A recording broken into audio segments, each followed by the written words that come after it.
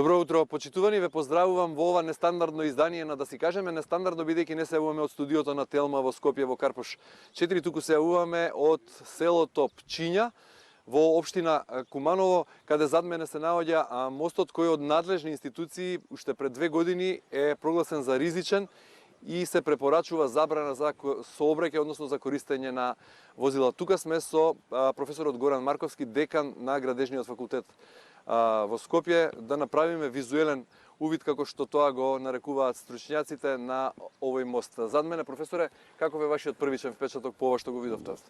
Право да кажем добро утро вам и на вашите гледачи. Едно прекрасно априлско утро, прекрасна природа и помалку прекрасен мост зад нас.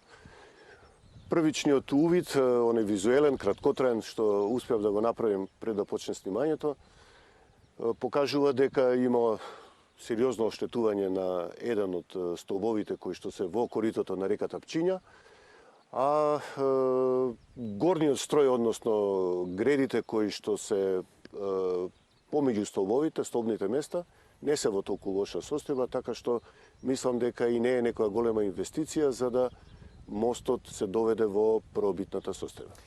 Тоа е вашиот првичен впечаток, бидејќи заедно поминавме преку мостот, направивте, како што реков, визуелен увид. За нешто постручен увид веројатно треба и повеќе време и некои инструменти. Меѓутоа, за да се дојде до оценката дека мостот е ризичен, општина Куманово уште пред 2 години ангажирала стручен тим. Стручниот тим направил увид на мостот, излегол со мислење. Ќе ми дозволите, почитувани професоре, да цитирам дел, односно заклучокот само. Вели: нанос од гранки и дрва дојдено е до кршење или поместување на столбот, шипот. Столбот е потполно поместен од попречната греда, на која се фиксирани сите столбови, со што уште повеќе се зголемува ризикот од негово користење за сообраќај. Од погоре изнесеното, ми се изгуби само момент мислењето на од погоре изнесеното може да се заклучи дека мостот мора да се санира или воколку не е исплатливо да се санира, тогаш да се руши и изгради нов. Гранките што се кај изместениот столб потребно е да се отстранат. Се додека не се преземат мерки за санација, мостот е ризичен и треба да се забрани за користење на возила.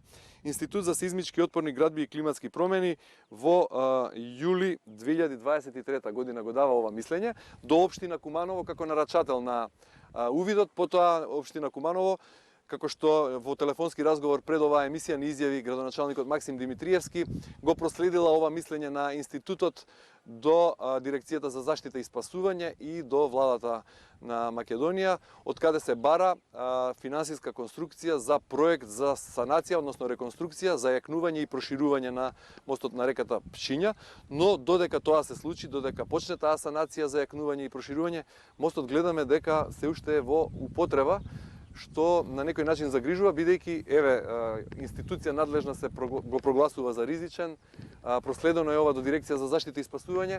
Веројатно да сме во некоја условно кажано регулирана држава, тоа не би било случај. Ние сме овде скоро 1 час или нешто повеќе. Видовме неколку возила, десетина возила веќе поминаа во двете насоки. Сретнавме и некои локални жители кои велат тоа не е единствена комуникација. Пчиња и од оваа страна селото и од другата страна се распостила околу од двете страни на реката, од таму е Куманово, наваму е Скопскиот регион. Се наоѓаме во општина Куманово, како што реков, еве сега зад мене поминува едно возило, меѓутоа поминуваат и тешки возила. Муабетот ми беше, односно прашањето, професоре, да сме во средена држава, откако вакво мислење би било дадено и би било проследено до надлежните институции, што треба да се случи овде? Да бидат поставени веројатно знаци најмалку дека мостот не е за сообраќај. Тоа е најмалку и тоа треба да биде направено пред се оние што се надлежни за тоа да се заштитат себе си. Паралелно со тоа, практично да ги заштитат корисниците. Прво да ги заштитат жителите. Да, меѓутоа зборувам и од тоа, дури да ја гледаме и себичната страна. Од страна на одговорност. Од страна на одговорноста. Значи, точно е пропишано кој е одговорен и зашто е одговорен. Внимавајќи на својата одговорност, веднаш би се реагирало и после ваков извештај треба веднаш да се, најмалку да се постават знаци за забранет сообраќај. Колку тоа се почитува, знаеме, веројатно и некакви бариери, веројатно би завршиле уште поголема работа. И веднаш би се почнало со санација на мостот, затоа што, како што споменавте, ова е единствена комуникацијска врска помеѓу жителите на селото, помеѓу одредени села од едната и наслоби од другата страна, така што Поред, нема време. парите може да бидат за проблеми, чекање. објаснување, образложение и во поразвиени земји. Во случај додека не се обезбеди таа финансиска конструкција и санацијата не почне, како треба да жителите да се остават да им се забрани да комуницираат? Жителите треба да им се забрани. Или само пешачки мост да биде? Тоа треба да се процени, односно да се изанализира конструкцијата колкаво е максималното ниво на товар што може да помине преку мостот, но во секој случај, заради безбедноста на жителите и на корисниците, мостот мора да биде затворен, затоа што е институција, односно надлежна институција кој да е донесол такво решение. Меѓутоа потенцирам дека не се работи овде за толку високи финансиски средства за да процесот биде заглавен, ако добро запомнив, 2 години. И да нема никаква мерка. Да, 2 години градоначалникот Димитриевски вели сега од новата влада имаме позитивни сигнали дека конечно ќе се успее да се обезбеди таа финансиска конструкција со парите од унгарскиот кредит, бидејќи според нивната проценка, односно според проектот за санација, проширување и зајакнување на мостот, вкупната вредност на тоа би чинела околу 60 милиони денари, односно околу 1 милион евра, ако добро пресметав на брзина. Па добро, тоа е за добивање на нешто друго, мост со повисоки категории. Меѓутоа, санацијата на оштетениот столб сигурно чини далеку помалку и според мене требало веднаш да се реагира, тој да се доведе во нормално состојание. Во случај на не дај Боже ситуација и да се случи несреќа сега, кој ќе биде одговорен со оглед на тоа што општина Куманово постапила правилно? Си побарала мислење од стручниот тим си кажал тоа што има да го каже и го проследиле натаму до дирекција за заштита на спасување и до влада велат заради барањето на проектот за финансиска конструкција. Која институција треба да реагира во вакви ситуации за да не си ја префрлат надлежните топката, Сите односно институции треба да реагираат. Кој ќе биде одговорен ако се случи нешто? Па секој ќе носи одредена одговорност. Јас сега правно не можам да ви кажам кој ќе биде одговорен. Не со законот за градење или со законот за одржување на мостови. Односно нема закон, меѓутоа по законскиот според мене одговорноста е прво на оној што го поседува мостот, кој стопанисува со него. Ако е општина, ако е држава. Тоа предпријатие кое е надлежно за тоа. Инспекција. Ако е донесена забрана за одвивање на сообраќајна инспекција, градежна инспекција треба да реагира. Во крајна линија не е работата, проблемите не се решаваат само со исполнување на мојата обврска за некаква надлежност. Проблемот ќе се реши кога столбот ќе биде саниран. Затоа сите што се заинтересирани за тоа, а ги има многумина, треба да реагираат и тоа брзо да се разреши. Оставање на и како да кажам, создавање алиби со тоа дека јас не сум надлежен или оваа институција не е надлежна, не води никаде. Значи час поскоро без да се чека проектот, голем проект за санација и зајакнување и проширување, да се санира само столбот. Така. Апсолутно. Ако има проблем да тоа и трае долго, гледаме дека трае долго, столбот може да се санира и за 1 месец мостот да се врати во претходната состојба. Уште малку околу овој мост, рековме единствена комуникацијска врска на жителите од двете страни на селото, меѓутоа и по неколку села се од оваа страна, на Горичане, од таму се кумановските села. Луѓето се упатени на дневна фреквенција и тоа по неколку пати да го минуваат мостот. Овој мост е инаку изграден пред 50 на години од страна на тогашната Југословенска народна армија. ЈНА, тоа е добар податок или некако бекграунд, како цврстина, како... Многу вакви мостови има во Македонија, изградени од тогашната ЈНА во 70-тите години. Според начинот на градење и според она што требало да го постигнат тие мостови, овозможување на брзи комуникацијски врски преку многу речни корита во Македонија, тие можат да добијат проводна оценка, значи си ја завршиле задачата, ја исполниле. Нормално во тек на време некои од тие комуникации стануваат многу поинтензивни, таму дел од нив се санирани, дел се заменети со нови мостови, но во случај како што е овде, каде што сообраќајот сепак не е толку интензивен, мислам дека по-целисходно е да биде мостот саниран. Бидејќи институтот кој го цитирав, каде што е подпишан ваш колега, професорот Гаревски, вели да се направи проценка дали мостот да се санира или да се урне и да се изгради нов. Вие вака од око велите дека поисплатливо би било санација, односно трпи овој мост санација. Не, сакам да речам, не му е изминат уште векот на траење, иако овие мостови нели се проектираат и се градат со век на траење од 100 години, ова е 50 на години, значи на половина не е во толку лоша состојба, значи мораме да издвоиме која ќе ни биде проектната задача. Дали ќе се задоволиме само со санација на мостот и ќе остане со профилот кој што сега го има или ќе се бара проширување. Еве, општина кажаа дека бараат проширување, Ако се бара зајакнување. проширување, тоа што треба да се направи анализа. Сакав како стручнек да ве прашам дали трпи овој мост реконструкција, веројатно има. Значи, проширување не сум убеден дека ќе помине со мали зафати, ќе треба сигурно да се зајакнат столбовите, кои во овој случај се и колови, односно и темели истовремено. Според мене таков зафат би навистина би барал повеќе средства и треба да се процени сега дали тоа произлегува од навистина реални потреби или не. Ако поминуваат возила како што поминуваат во сега овој период додека сме ние, не гледам некоја голема причина за проширување. Но во секој случај за обезбедување на негова доволна носивост, да. Бидејќи во други проекти каде што ги оценувате безбедноста на мостовите, ги рангирате со оценка од 1 до 5, на овој мост каква оценка ви му дале со оглед на тоа што е пукнат само, односно скршен само еден столб? Да, еден ама. Дали тоа го прави вреден, апсолутно ризичен и може да падне во секој момент? Да, го прави ризичен, иако е оштетен само еден конструктивен елемент. Оценувањето кај мостовите е обратно од оценувањето во училиште, петката е најлоша оценка, единицата е најдобра. Ова е петка, значи, чиста петка? Па, тука негде меѓу 4 и 5, 5 на 4. 5 на 4. Затоа што е оштетен еден од столбовите, меѓутоа столбот има сериозна улога во конструкцијата. Негово оштетување може да доведе до уривање на дел или можеби на цела конструкција. Оттаму би влегол во групата на ризични мостови каде што треба веднаш да се реагира. Така, инаку каква ситуација не затекна овде со професорот Марковски? Пчиња е живо село со неколку стотици куќи, со неколку стотина жители кои си работат во нивните дворови и бавчи.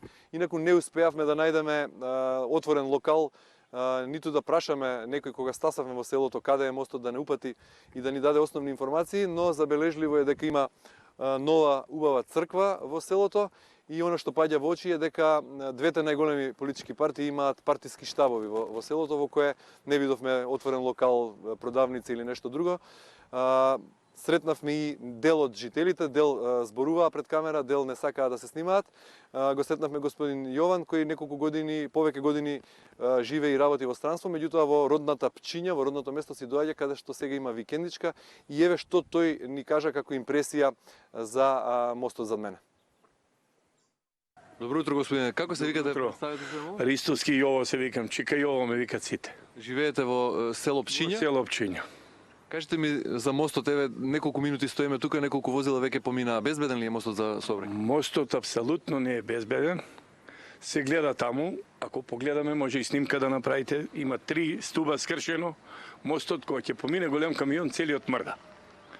Еден ќе дојде, ќе го погледа, ќе го направиме. Друг ќе дојде, само партиски која се бират избори, тогаш го прават. После тоа нема никој жив. Што прават за време на избори? Ги поправат? Па за време избори го прават, сите го прават. Ги поправат столбовите? Ги поправат и мостот го прават и поправат стубови и све џабе. Тоа не вреди само да добие некој фотелја, а на крај никому ништо. Кога последен пат е работено нешто? Ништо не е работено никако. Како се пукнати раклите, нема работено ништо на мостот. Апсолутно нема. Само зборат на крај никој ги нема. Вие колку пати на ден поминувате преку мостот? Па ја преку мостот може да поминам и 10 пати. Имам викендица горе, си идам со джипови, си идам... Вчера сум прошол 10 пати. Не ви е страф? Ама што ќе ми е страф, него за големи возила е проблем мостот. И вода кога ќе надојде поголема, се примети дека мостот кога иде возило тука на раклата мрда и ова носачите целото мрда. Често надоаѓа Пчиња? Па пред 5-6 дена беше пуно, коритото беше целото пуно. Голема беше и се приметеше. И мостот? Па мостот си има мрдање тоа. Камион да помине, од коли не се примети дека мрда, али вода која ќе го се љуѓа, се примети на раклата, на тоа скршеното. Според некои информации општина Куманово се оградила со мислење, ангажирала стручен тим и рекла дека е небезбедна и дека треба да се затвори за сообраќај. Тоа сите знаат. Уште пред градоначалникот да дојде, тогаш една ракла имаше пукнато. Сега овој новиот градоначалник ресто пукна и никој не обраќа пажња. Кој ќе падне, тогаш ќе го прават. А додека не падне, ја не верувам некој да се нафати да го прави мостот. Ако се затвори за сообраќај? Ако се затвори за сообраќај, нема кај да поминува ни село Вакав, ни село Винце, ни никој не може да помине на мост, немаме друг прелаз. Студена бара поминува све тука, си иде садат оранжери, башчите се ги од овај страна. Секој ден еве застанете, насавајте трактори идат, али не е безбедно. Ја по моје дека не е безбедно. Не мислите дека треба да се затвори иако нема друг мост додека не се... Не може, ја ќе помислам дека треба да се затвори, ама како да се затвори? Кај кидат луѓето? На река да газат. Нема или преку којнариња да поминуваат. Којнариња се далеко. Колку жители се упатени на оваа фреквенција на овој мост и мора да го потребуваат? Нема друг избор. Па не може да ти кажам жители Вакав, Винце, Пчиња. Над 1500 жители може да има и повише, не знам да ти кажам точно, али има 100%. Решение? Сите села. Викендаши доаѓаат од Скопје, доаѓаат од Куманово, сидат у село. Решение е да се најде чаре, да се мостот, да се отвори референдум или шо ќе отворат, било како, да се направи мостот, да се... Еве се идат локални избори пак. Па сега локални избори имат, ќе го направат. На тефтерот ќе го направат, а иначе да го направат, онака не. Благодарам многу. Фала. Ете го слушнавме господин Јован од Пчиња, гај надеж во оваа 2025 изборна година кога станува збор за локалните избори дека можеби мостот конечно ќе биде саниран, проблемот ќе биде решен, а до тога што ќе минува не само за тоа што вели не се плаши, туку и поради тоа што нема избор, а мора да функционира од двете страни на реката. Професоре Марковски, тоа е тоа за реката Пчиња, да не се повторувам за овој мост. Рековте дека не треба се чека ниту миг, да не се бара каде е одговорноста, туку веднаш да реагираат надлежните и да го санираат барем овој столб додека почне тој голем проект за санација. Тоа е вашата оценка. Каква е генерално состојбата со мостовите во Македонија и кога станува збор за овие вакви локални, општински, оние што се под надзор на градовите и општините, но и оние државните кои ги поврзуваат, оние кои се наоѓаат на автопатите во Македонија, ги има повеќе од 1300 вкупно во земјата. Да. Не само на автопати, туку и на магистрални и на регионални патишта, оние што се надлежност на државата. И дополнително се мостовите кои што се надлежност на општините. Бидејќи рековме, овој мост е пред 2 години оценет за ризичен, минатата година летото, во текот на летните месеци, Центарот за управување со кризи, тогаш на пресконференција, директорот Ангелов се огласи и кажа дека околу 14 мостови, поточно 14, ако се сеќавам, рече дека се во ваква или слична состојба, напомена неколку мостови и по име, веројатно и вие ќе ги споменеме сега во кои се оние со оценка петка чиста, односно со црвено обележани како небезбедни. Па има неколку такви што се со лоша оценка обележени. Она што ме радува е што неодамна е воведен така наречениот Bridge Management System во јавното претпријатие за државни патишта, каде што се евидентирани сите 1300, околу 1300 мостови кои што се во нивна надлежност и е направена автоматски врз основа на оценката од стручните лица, направена е ранг листа на приоритети. Колку што сум ја запознат, оваа година во програмата на јавното претпријатие се влезени првите 19 за санација. 19 се со црвено обележени? 19 се со по лоши оценки. Чиста петка? Па може би не е чиста петка. Скоро и да немаме некој што е чиста петка. Беше еден од тие, например, мостот на Башино село, кој што токму во овој период се санира, пред влезот, односно во еден од влезовите на Велес. Беше затворен за сообраќај неколку месеци поради неговата лоша состојба и сега е во фаза на една санација да може. Тоа е еден од тие 19? Тоа е еден од тие. Дали тие останати 18 се во употреба сега? Па дали се за сообраќај? Па се во употреба затоа што е проценето дека може да се врши сообраќај за сега, но се во приоритетна лица ставени и веќе се преземаат активности за проект за санација, вршење на проект за санација и нивна санација брза. Добро, тоа се мостовите во државна собственост, што е со мостовите што се под надлежност на градот. Например, зборувам за клучните сообраќајни сврзници во Скопје над реката Вардар, мостовите големи кои се реконструирани или изградени пред 50 и повеќе години. За жал факултетот нема увид во состојбата на тие мостови. Не сме, порано беше ангажиран од град Скопје. Веќе неколку години наназад не сме ангажирани на проверка на мостовските конструкции, така што мојата проценка се должи само на моје лично видување на работите. Имаме во Скопје неколку критични објекти кои што заслужуваат на вистина сериозно внимание и сериозна контрола. Кои се ти? Мостот, неколку пати ги имам споменато, мостот Обединети нации, како еден што е можеби од најкритични. Сега говорам за оние кои што се во централното градско подречје. Има некои надвозници, надпатници, подпатници кои што се во периферија на Скопје. Сметам дека тие заслужуваат не помало внимание, не затоа што се помалку битни, помалку сообраќај се одвива кон нив и може со многу помали средства да се санираат, да се поправат.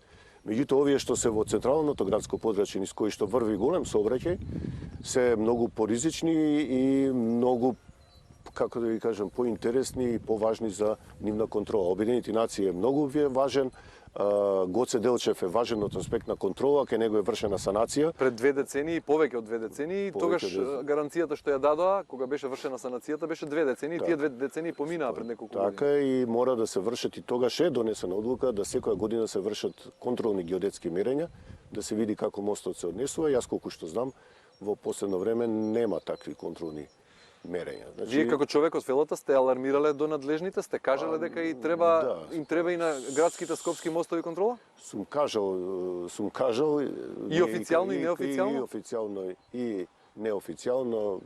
Ако некој зборува по медиуми и јавно, тоа сум јас. Сметајќи дека на вистина треба да бидеме секогаш возбудени и на штрек, затоа што нема играчка со вакви работи. Кога зборуваме за мостови, ќе направам една паралела со нешто што можеби на вашите гледачи им е многу поблиску. Има многу сличности меѓу градежништвото и стоматологијата. Многу сличности. Оштетувањето на мостовите се како појава на кариес на зап.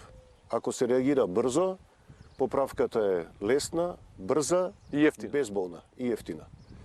Колку повеќе се чека, сето тоа станува покомпликувано, поскапо, поболно.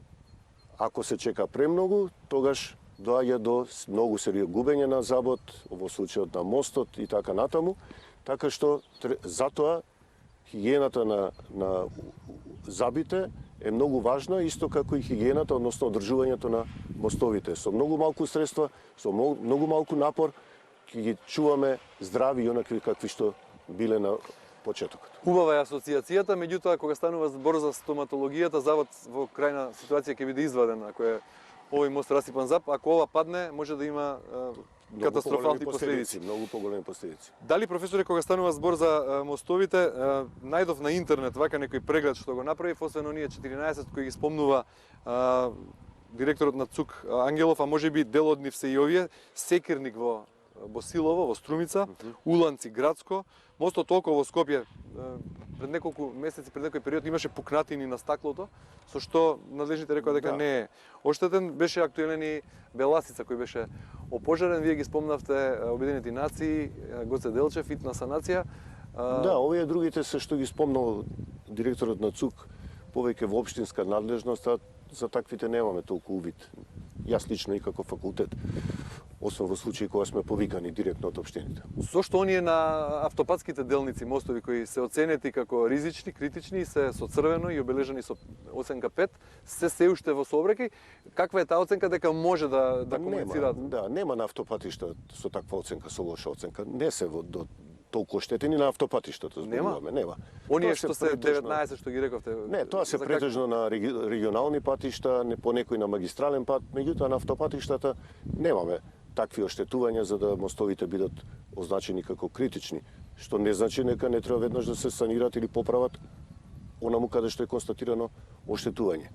Оваквите мостови кои што ни се во речни корита се особено ризични од аспект на нивното фундирање. За жал, проблеми со фундирањето многу тешко можат да се констатираат со преглед на конструкцијата.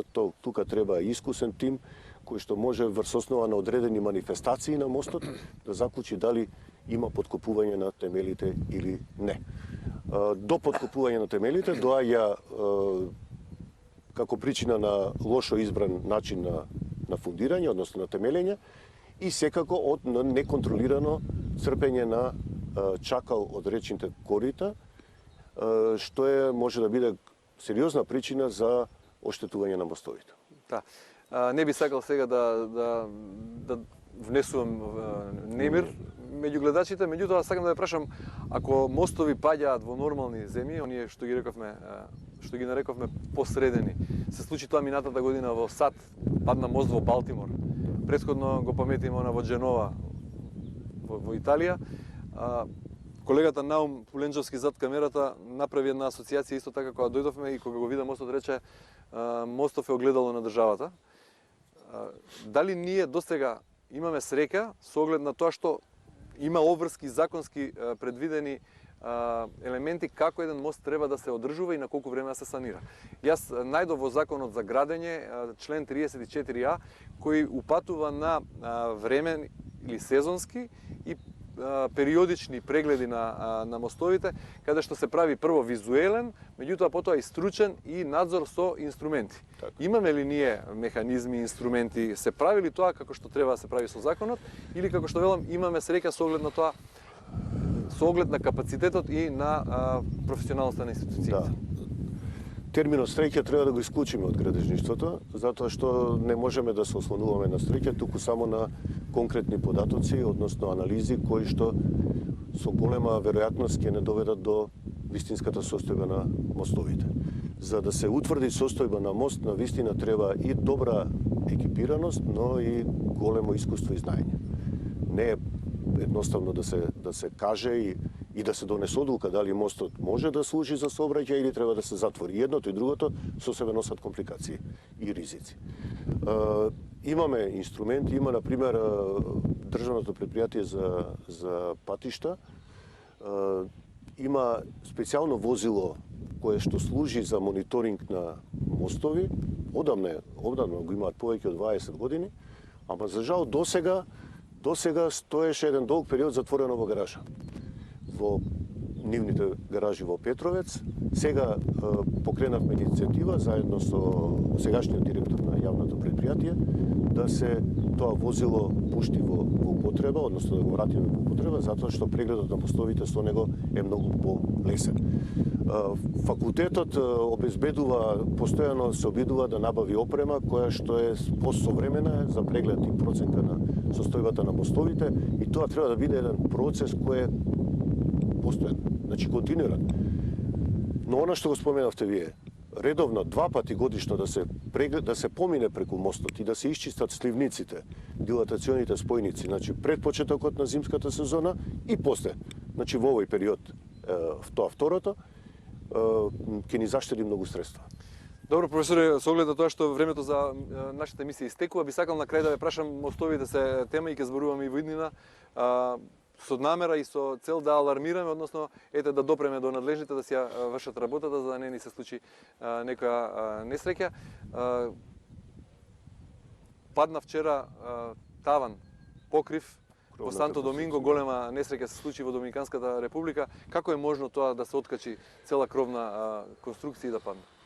Да. Затоа велам, имаме ли ние среќа или подобро градиме? И конструкциите убиваат. Така што имаме во Санто Доминго ова што се случи, имавме на страшницата во Нови Сад, во нашето окружување непосредно, што покажува само по себе дека контролата и односот на оние кои што се одговорни треба да биде на многу повисоко ниво.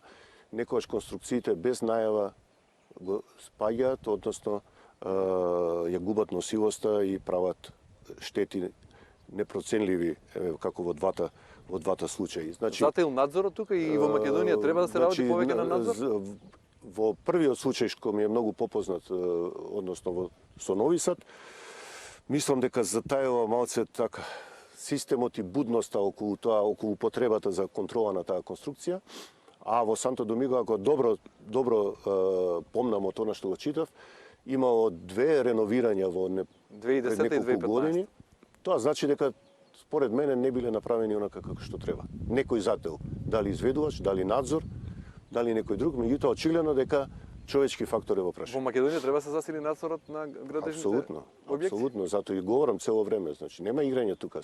Среќата не треба да се ослонуваме на среќа. Професор Марковски, благодарам многу за овој разговор и за доаѓањето до тука. Ми беше задоволство. Почитувани, еве ве поздравуваме од Кумановска пчиња и посакуваме убав ден. Останете на фреквенцијата на Телма и проследете го најновото издание на Авестите.